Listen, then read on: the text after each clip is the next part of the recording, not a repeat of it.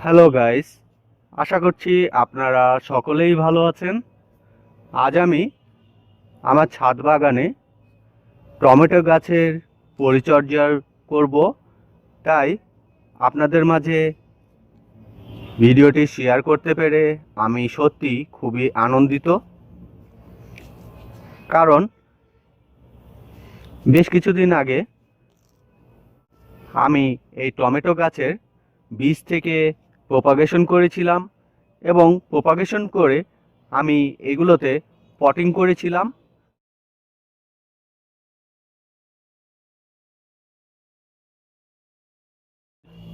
Guys, দেখুন আমার এই ছোট্ট ছোট্ট গাছগুলো ছোট ছোট কন্টেইনারে খুব দ্রুত বড় হচ্ছে এবং অলরেডি আমার সামনে বেশ কিছু টমেটো গাছে ফুল ধরেছে এবং সেই সাথে টমেটো ধরতে শুরু করে দিয়েছে। দেখুন গাইস, এগুলো দেখে আপনাদেরও হয়তো খুবই ভালো লাগছে। গাইস, এগুলো পরিচর্যা খুবই ইজি। আমি যে সকল পরিচর্যা করার মাধ্যমে খুব দ্রুত বড় হচ্ছে সেই পরিচর্যার পদ্ধতি আপনাদের মাঝে শেয়ার করে দিব। আপনারা যদি এভাবে পরিচর্যা করতে থাকেন তবে খুব দ্রুত টমেটো গাছ বড় হবে এবং সেই সাথে প্রচুর পরিমাণে টমেটো উপহার দিবে আপনাদের। তাহলে আর কথা না বাড়িয়ে চলুন আমরা দেখে নিই। গাইস, এখানে আমার টমেটো গাছগুলো প্রায় 2.5 থেকে 3 ফিট উচ্চতা হয়ে গিয়েছে। যেহেতু আমার টমেটো গাছে ফুল আসতে শুরু করে দিয়েছে এবং সেই সাথে টমেটো হচ্ছে, সেহেতু এই বড় গাছে টমেটোর বড় হতে থাকলে ওয়েটে গাছগুলো নুয়ে পড়তে পারে, যার ফলে গাছের সমস্যা হতে পারে এবং সেই সাথে আমাদের ছাদ বাগানে এ সকল টমেটো গাছ দেখতেও তেমন ভালো লাগবে না। সেই জন্য আমি এখানে মাচা তৈরি করব। মাচাটি এমনভাবে তৈরি করব যাতে করে কোনো সাইডেই নুয়ে না পড়ে। গাইস, আমি এখানে কয়েকটি স্টিক নিয়ে নিয়েছি বা কাঠি নিয়েছি বা সাপোর্টার নিয়েছি, যাতে করে আমার টমেটো গাছগুলো খুব সুন্দরভাবে দাঁড়িয়ে থাকতে পারে। এই জন্য আমি স্টিকগুলো দিয়ে 4 সাইডে সাপোর্ট দিচ্ছি। আপনারাও আপনাদের ছাদ বাগানে বিভিন্ন পটে থাকা টমেটো গাছে এভাবেই সাপোর্ট দিতে পারেন। এতে করে আপনাদের টমেটো গাছ নুয়ে পড়ার ভয় থাকবে না এবং সেই সাথে গাছগুলো ভেঙে যাওয়ার সম্ভাবনা থাকবে না এবং টমেটোগুলো অতিরিক্ত ভারে ছিঁড়ে পড়ে যাওয়ার সম্ভাবনা থাকবে না।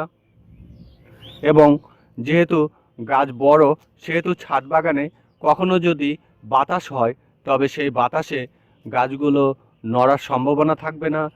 এর ফলে আমাদের ফুলগুলো এবং ফলগুলো সুরক্ষিত থাকবে। এবারে আমি আরেকটি স্টিক দিয়ে বেঁধে দিচ্ছি।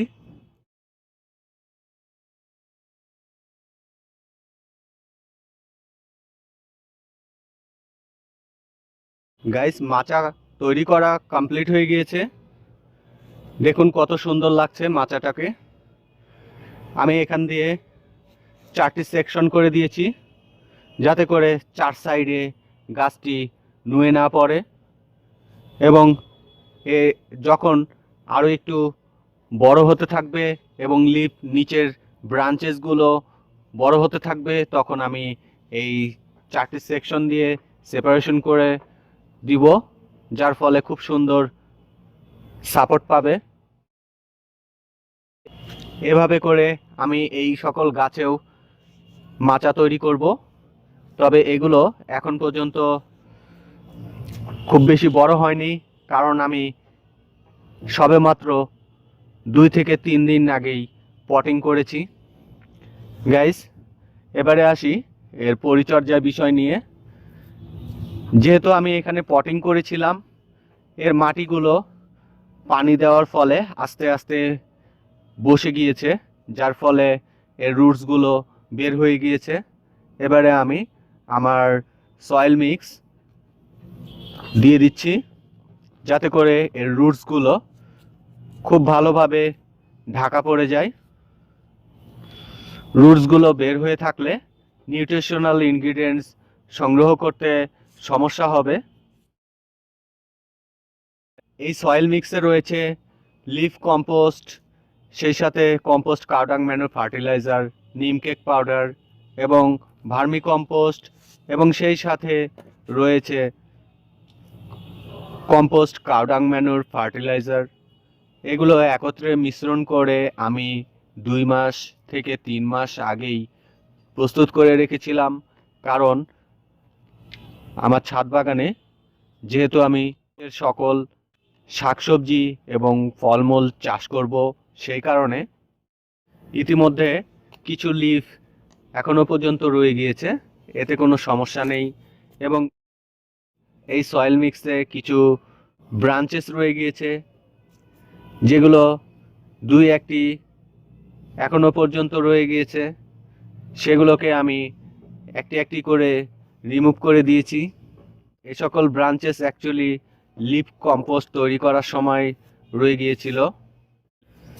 গাইস, আমার এই কন্টেনারটিতে রয়েছে কম্পোস্ট কাউডাং ম্যানুর ফার্টিলাইজার, এবং সেই সাথে রয়েছে নিম কেক পাউডার, ভার্মি কম্পোস্ট, এবং সেই সাথে রয়েছে মাস্টার্ড কেক পাউডার, এবং সেই সাথে রয়েছে কিচেন ওয়েস্ট কম্পোস্ট ফার্টিলাইজার।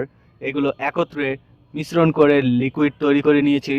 সেই লিকুইড আমি এখন আমার গাছে 1 থেকে 1.5 মগ পরিমাণে দিয়ে দিচ্ছি, যাতে করে আমার গাছগুলো আরও দ্রুত বড় হয়ে যায় এবং সেই সাথে ফ্রুটসগুলো খুব দ্রুত বড় হতে থাকবে।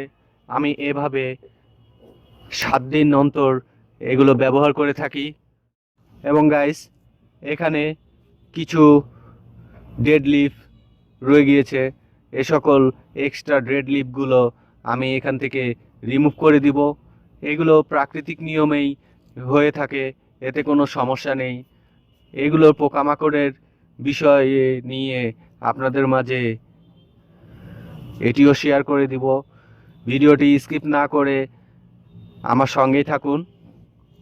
এবং গাইস, এখান দিয়ে বেশ কিছু ব্রাঞ্চেস এবং লিফ মাটির সঙ্গে নুয়ে পড়েছিল, যার ফলে এখান থেকে ফাঙ্গাস, ব্যাকটেরিয়া আক্রমণ ঘটার সম্ভাবনা ছিল।